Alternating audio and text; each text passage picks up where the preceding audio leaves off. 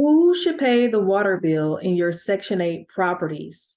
Okay, I got this question from one of my videos that did extremely well, over 56 comments. So thank you guys so much for supporting this, but I want to address this in video. So Jason Bay says, I have to disagree with you about the water bill. Never put the tenant's water bill in your name. Not only is there no incentive for tenants to report water leaks, but if you're paying the bill, tenants can use excessive amounts of water in violation of city code. And because it's in your name, you would get into trouble. Keep that deal between the city and the tenant. Okay, so if you watch my Section 8 video, I did write a reply.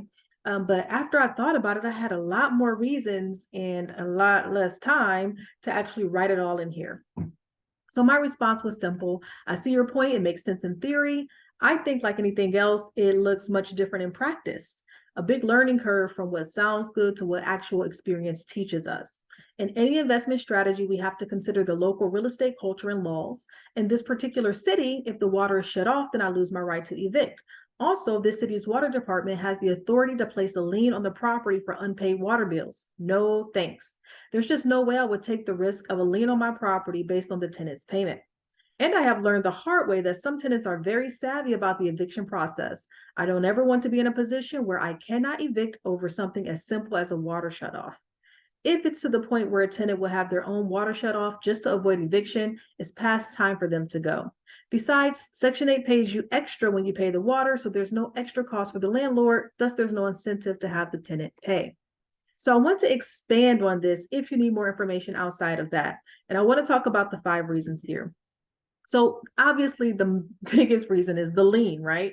Now, wherever this person who responded invests, they might not have a water department that has the authority to put a lien on the property. And so for him, it might make more sense in his market, in his demographic, to always have the tenant pay the water bill.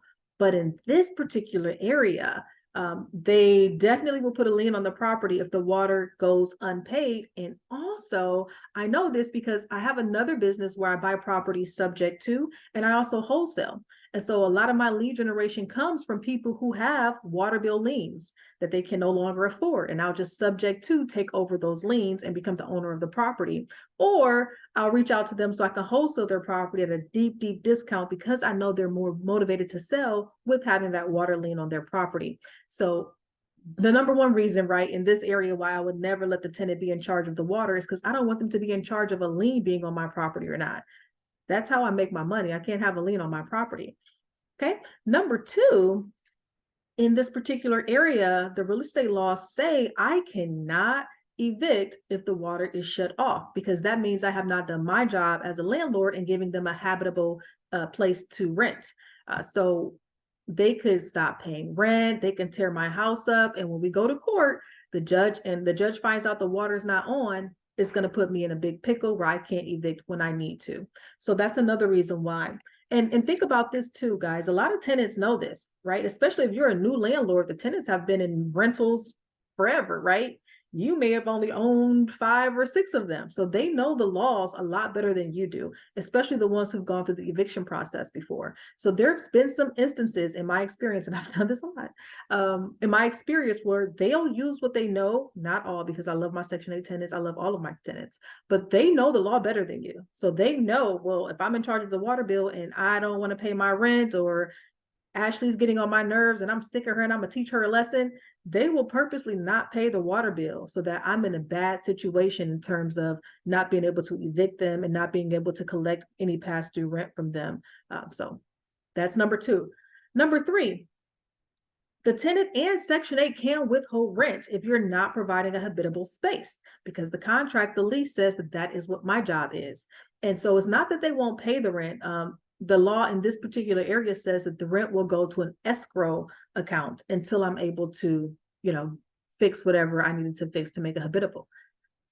But why on earth do I want my rent payments going to an escrow account, right? I invest in real estate because I want the money. I invest in Section 8 because I want the cash flow. It does me no good if it's sitting in an escrow account. So I don't want to be in a situation where I'm not able to collect rent on my property. Okay, another reason is you can lose your Section 8 funding. If the water is off, that constitutes an emergency. And so the tenant can go to Section 8 and request an emergency move to move someplace else. Okay, now they should, right? If the water's off and they're not living the way that they need to, even if they're the ones who are responsible for paying it, you're still the landlord responsible for making sure they have a space that they can actually live in. And also, how I went back earlier to say sometimes tenants know the laws a little better than you and they use them against you. Well, that can definitely happen if they don't want to live in your place anymore, but they can't get a reason to, or they can't get approved to.